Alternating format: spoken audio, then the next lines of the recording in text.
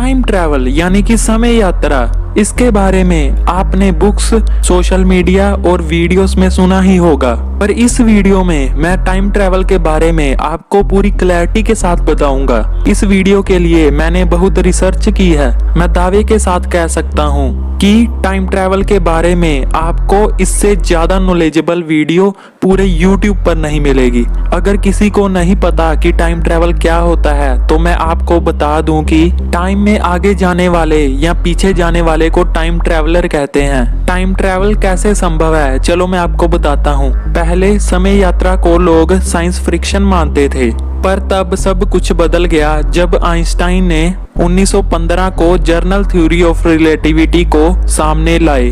According to this theory, time हमेशा एक speed से फ्लो नहीं करता। टाइम की स्पीड सिचुएशन पर डिपेंड करती है। अगर आप स्पीड से चल रहे हैं तो समय आपके लिए धीमा हो जाएगा। मान लो आपने और आपके दोस्त ने साथ वाले शहर में जाना है। आप ट्रेन से जा रहे हो और वो साइकिल से जा रहा है। ट्रेन की स्पीड साइकिल से बहुत ज्यादा है, इसलिए ट्रेन ने आपको 5 मिनट में पहुंचा दिया और आपका दोस्त जो साइकिल से आ रहा था वही जगह पर 30 मिनट बाद पहुंचा। आप स्पीड से चल रहे थे, इसीलिए आपके लिए टाइम स्लो चल रहा था। इसलिए आप जितनी स्पीड से चलेंगे टाइम आपके लिए उतनी स्लो फ्लो होगा। टाइम ट्रैवल भी इसी सिद्धांतों पर निर्भर है। पर यह जो मैंने आपको ट्रेन वाली स्टोरी बताई, यह टाइम ट्रैवल नहीं है। यह मैंने आपको थ्योरी ऑफ रिलेटिविटी के बारे में क्लैरिटी से समझाया है। और अब मैं आपको बताता हूँ कि हम टाइम ट्रैवल कैसे कर सकते हैं। तो दोस्तों, टाइम ट्रैवल 2 प्रकार के होते हैं। पहला, time travel into the future, मतलब भविष्य में जाना। और दूसरा, time travel into the past, मतलब समय में पीछे जाना। तो हम पहले फ्यूचर में जाने की बात करते हैं। जैसे कि मैंने आपको बताया, समय आपकी स्पीड पर डिपेंड करता है। समय यात्रा आपकी स्पीड से ही पॉसिबल है।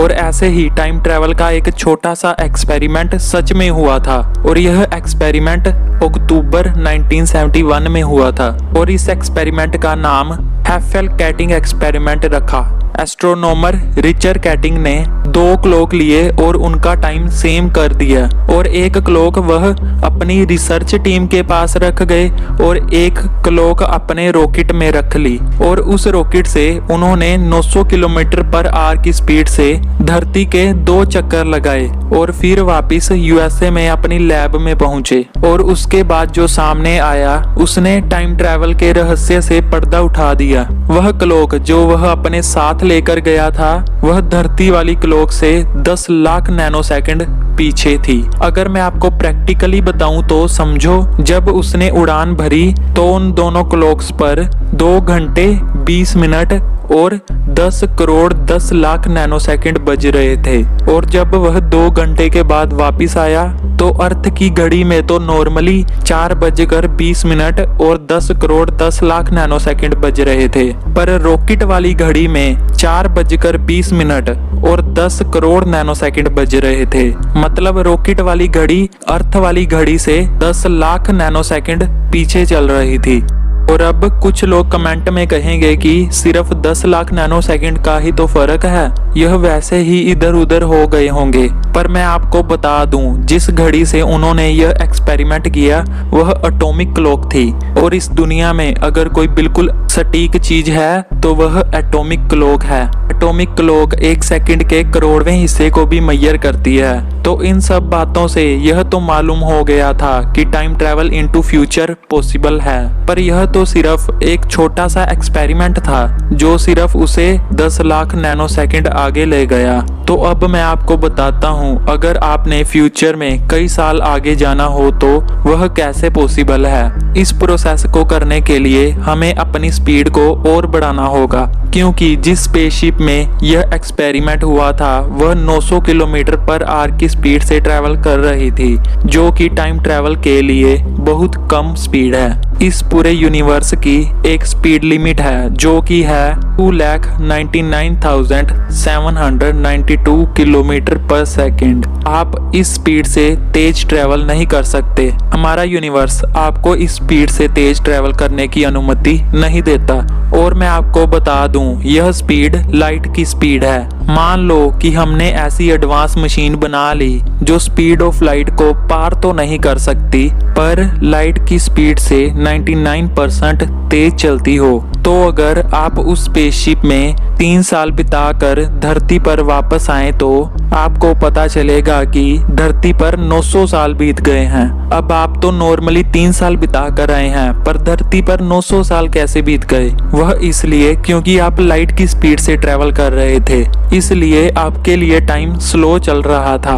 और अब कुछ लोग कमेंट में कहेंगे कि ऐसे ही कह दिया कि 3 साल बिता कर आएंगे और धरती पर 900 साल बीत जाएंगे, इसका कोई परफेक्ट रेशो तो होगा। तो जी हाँ, इसका परफेक्ट रेशो विकिपीडिया पर मौजूद है और उसकी कैलकुलेशन के हिसाब से ही मैंने यह 3 साल से 900 साल की परफेक्ट रेशो निकाली है। मैं आपका भाई आपको पूरी परफेक्ट नॉलेज देता हूँ। मेरी बताई हुई एक एक जानकारी आप गूगल पर जाकर चेक कर लेना। अगर कुछ गलत इन्फॉर्मेशन बताई हो तो तुरंत मेरे चैनल को अनसब्सक्राइब कर देना और वीडियो को डिसलाइक मार देना। तो चलो अब हम टॉपिक पर आते हैं। अब मैंने आपको बता तो दिया कि लाइट की स्पीड से चलने पर हम टाइम ट्रेवल कर सकते हैं, पर इसकी एक लिमिटेशन भी है। अगर आप एक बार टाइम में आगे चले गए तो कभी भी वापस नहीं आ सकते।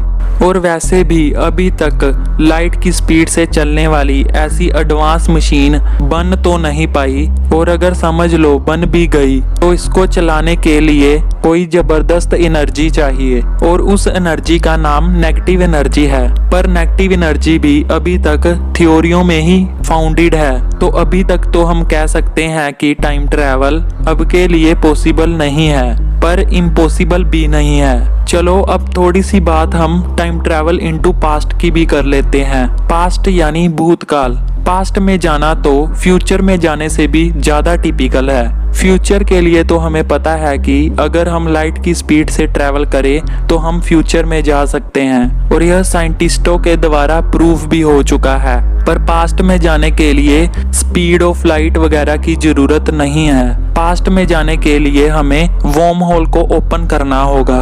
वर्म होल होता क्या है? वर्म होल 2 मुंह वाला एक टनल है जो आपको पास्ट से जोड़ती है। इसकी थ्योरी भी सबसे पहले आइंस्टाइन ने ही फाउंड की थी। साइंटिस्टों का कहना है कि वर्म होल सभी जगह पर मौजूद है, पर आज तक किसी भी एक्सपेरिमेंट में साइंटिस्ट वर्म होल को कैप्चर नहीं कर पाए, और वर्म होल आज तक एक थ्योरी है। और साइंटिस्टों का यह भी कहना है कि वर्म होल का बहुत कम चांस है कि वह अपने आप ही किसी भी जगह पर खुल सकता है, और ऐसे हुआ भी है।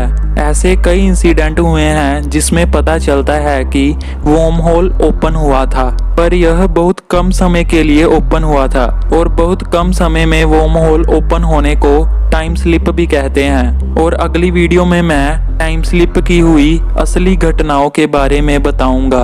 और हाँ, आप यह भी सोच रहे होंगे कि अगर टाइम मशीन बनानी पॉसिबल है तो फ्यूचर में तो यह बन गई होगी, तो फ्यूचर के लोग हमारे समय में भी आए होंगे। तो आप बिल्कुल सही समझ रहे हैं। ऐसे असल में कई लोग हैं जिन्होंने दावा किया है कि हम फ्यूचर से आए हैं। तो ऐसे असली इंसिडेंटों को भी मैं अगली वीडियो में बताऊंगा। ऐसी ही रहस्यमयी और इंटरेस्टिंग वीडियो देखने के लिए मेरे चैनल को सब्सक्राइब कीजिए और इस वीडियो को लाइक कीजिए, और इस वीडियो का अगला पार्ट 2-3 दिन में आ जाएगा। Thank you.